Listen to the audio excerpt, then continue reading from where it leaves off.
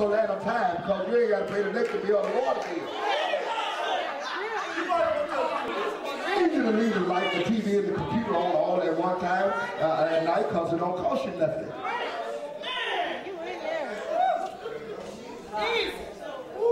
But we're not teaching them to be fruitful.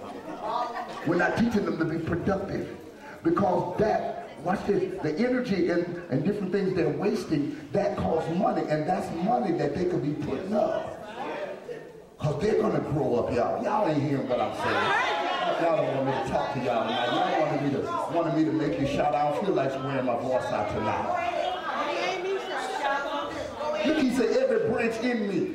How many people really in Christ? Now see, he talks about two kinds of people in here. He talks about the fruitful and the unfruitful. Now I'm going to ask you something, let's be real. Are you fruitful or unfruitful? Don't say I'm unfruitful. Don't say that. Just think about it, please. Because you're going to make folks look at you funny.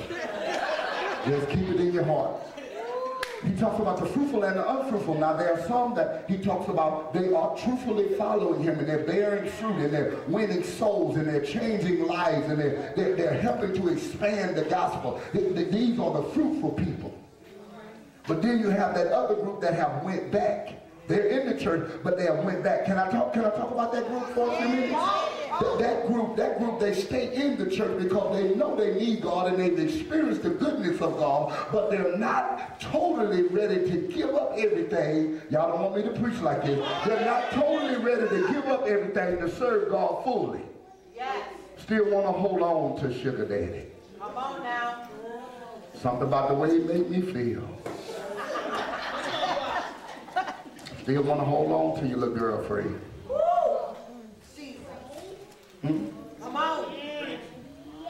Tell the truth. But see, when you get fruitful, you say, look, baby, if you ain't going to marry me, push on. Because you're not going to use me no more. I'm getting older now, and I can't be going through these changes. I can't be playing no game. You either for me or you against me or push on. See, that's when you get fruitful. When you get full of fruit. Because you've already played every game they could play.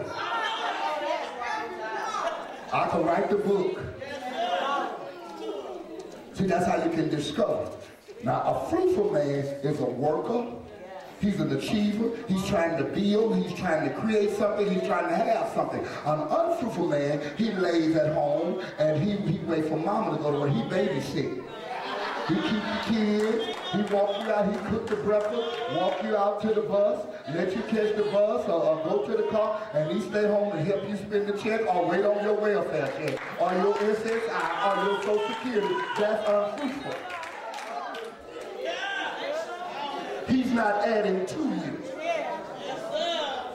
What do I teach in this church? God never sends anybody in your life to take away from you.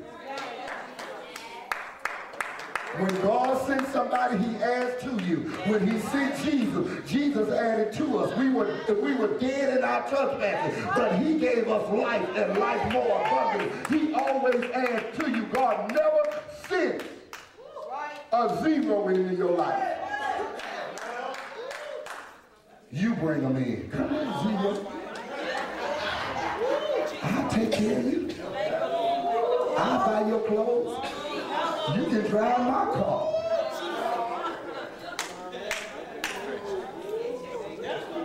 Unfruitful in your mind. Oh God. Y'all can't handle this. It's too heavy for y'all. God said, I got to prepare you to prosper. Watch this here. I got to prepare you to prosper. Because God will not put, watch this here, God will not put prosperity in the hands of a fool. The kingdom's not going to benefit. The poor not going to benefit. The only person going to benefit when foolish people have prosperity is foolish people and their father. When they throw a party, they're going to buy all the weed, all the drugs, all the women, the strippers, and everything else on foolish stuff. Yes. Come on. I'm talking about fruitful people. Yes, yes. People who want to help the poor. Yes. People who want to see the dope addict get off of them. Yes. Y'all not hearing what I'm saying. People like Benny Bucks, they go to the nursing home. See, Benny Bucks is fruitful. He created a way to bring them folks from the nursing home to the church without anybody having to tell him anything. He went up in there and he said, listen, I need to go to church on Sunday. And some of these folks in here want to go to church on Sunday. They say take the bus and take the people. Are you hearing what I'm saying? That's fruitful because he produced something that was not here. Now we had 2 more people in service on Sunday. What are you doing? Uh-oh. Because if you're unfruitful, you're not going to have any fruit. Come on. Now see, what we have a lot of times is we have unfruitful people bringing unfruitful people. They're not living right. They got their little issues and different stuff on the side, and then they bring other people with their issues. But you messed up and they messed up, and y'all can't help each other because y'all know about each other's mess and you cover each other's mess. When somebody needs to say, look, we both need to go to the altar and get rid of this mess so we can finally start having something. I want to tell you something tonight. Once you are fruitful, you are keeping the word of God. When you are fruitful, you're doing what God tells you to do. You're doing what the word of God says. You're not arguing, contending, and bumping heads with the leaders. When you are fruitful, you have no problem doing what God has called you to do in this house. Ain't nobody saying nothing, but I'm going to preach anyway because God's trying to get us to prosper in this season, and there's a separation getting ready to take place. You watching? They're not going to be able to sit here, Sister Tika. They're not going to be able to sit here because I got to uproot some stuff in this house. I've been in, and I'm going to always operate in love. Sister Bernice, I'm always going to operate in love. But there's some things I have to address because I'm not trying to get these folks to hell. I'm not trying to get the church full. I'm trying to get these folks to heaven. Y'all don't hear what I'm saying. I'm trying to get some folks to let go of some stuff. Some of our mindsets are so messed up till God can't prosper us the way he wants to because we won't let go of the way we do things. Been in the church 4 and 5 years and you still got the same mind. Operational system. Will not move. I heard them say stony heart. It should have been somewhere in there where it say stony head. Won't change.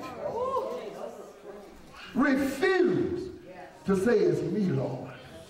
Help me, Lord, with my mind. Help me with my heart. Lord, help me to hear. Give me an ear to hear what the Spirit of God is saying. Lord, I want things to be different in my life. What is it going to take, church? What is it going to take? What is it going to cost you? What you willing to pay? Come on now. What else you willing to lose? Woo. I like that. Jesus. Can I be me? Yes, many of us have, we say, well, I don't really need no God, no church, because my job.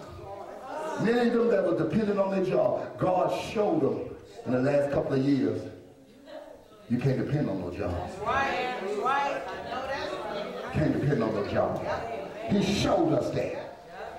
All over this world. Well, I ain't got to worry about it because I got Section 8, and I get food stamps, and I get welfare. Well, you don't be able to depend on that much longer.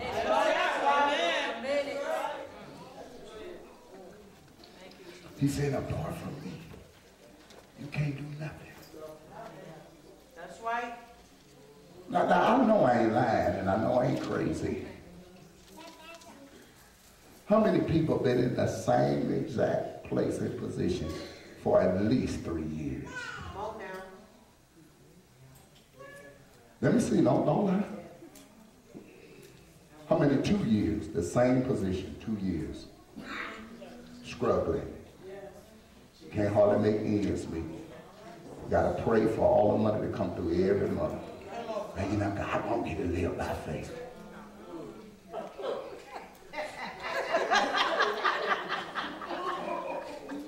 You live by faith for a season, then you operate by faith. That's right. Come on. I say you live by faith for a season, then you start operating in faith. Because faith ought to produce something in your life. That's right. That's right. Faith ought to usher you into a dimension of prosperity that you haven't experienced. Come on now. Come on. Come on. If you operate in faith, I guarantee you can't stay in the same place. Come on now. Thank God. Okay, now I see those hands.